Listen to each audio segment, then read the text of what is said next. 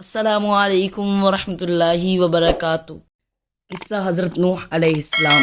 اللہ سبحانہ تعالیٰ نے لوگوں کی ہدایت کے لیے ہر دور میں رسول اور نبی علیہ السلام بھیجے، جن پر اللہ سبحانہ تعالیٰ نے وحی نازل فرمائی۔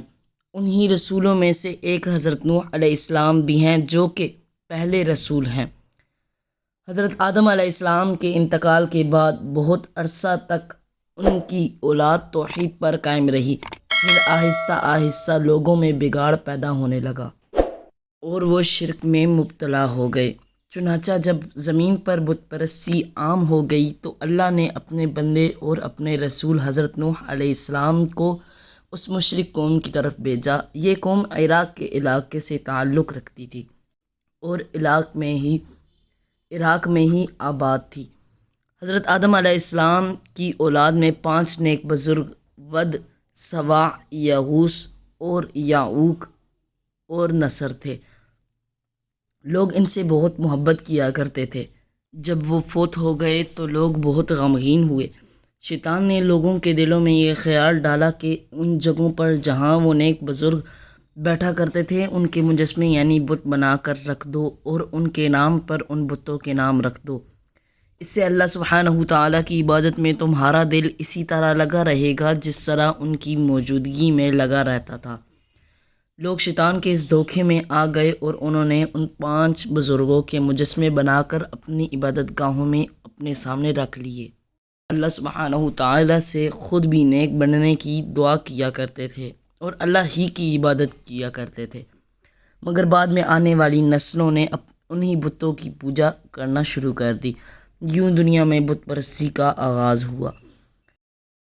حضرت نوح علیہ السلام نے 950 سال تک اپنی قوم کو ایک اللہ سبحانہ تعالیٰ کی عبادت کی دعوت دی۔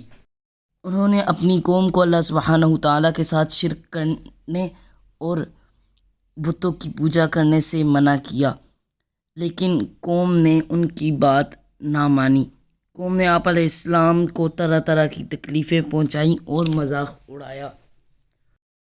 قوم کے چند غریب لوگوں کے علاوہ حضرت نوح علیہ السلام پر کوئی بھی ایمان نہ لایا۔ قوم نے حضرت نوح علیہ السلام سے کہا کہ ہم تمہارے کہنے پر اپنے بتوں کو نہیں چھوڑ سکتے، اب تم جس عذاب سے ہمیں ڈراتے ہو اسے لے آؤ۔ حضرت نوح علیہ السلام نے ان کے بار بار انکار کرنے پر اللہ سبحانہ تعالیٰ کو یوں پکارا کہ اے میرے رب، زمین پر کافروں میں سے کوئی بسنے والا باقی نہ چھوڑیے، بے شک اگر آپ نے انہیں چھوڑ دیا تو وہ آپ کے بندوں کو گمراہ کر دیں گے۔ اللہ سبحانہ تعالیٰ نے حضرت نوح علیہ السلام کو کشتی بنانے کا حکم دیا اور حضرت نوح علیہ السلام نے اللہ رب العزت کے حکم پر عمل کرتے ہوئے کشتی بنا ڈالی۔ اللہ سبحانہ تعالیٰ کے حکم سے زمین سے پانی نکلنے لگا اور آسمان سے پانی برسنے لگا، اور دیکھتے ہی دیکھتے پانی طوفان بن گیا اور پہاڑ جیسی اونچی موجیں اٹھنے لگیں۔ حضرت نوح علیہ السلام کے 3 بیٹے حضرت حام، حضرت سام، حضرت یاسف ان کے ساتھ کشتی میں سوار تھے، جبکہ ایک بیٹا یام کشتی سے باہر تھا۔ حضرت نوح علیہ السلام نے یام کو آواز دی کہ اے میرے بیٹے، کشتی میں سوار ہو جاؤ۔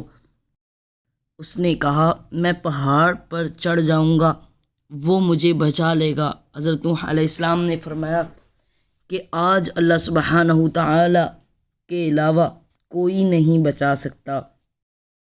اچانک ایک موج آئی اور ان کا بیٹا بھی دیگر کافروں کی طرح غرق ہو گیا۔ جب کافروں پر اللہ سبحانہ تعالیٰ کے عذاب کا وقت آیا تو اللہ سبحانہ تعالیٰ نے حضرت نوح علیہ السلام کو کشتی میں اپنے گھر والوں، ایمان والوں اور جانوروں کے ایک ایک جوڑے کو سوار کرنے کا حکم فرمایا۔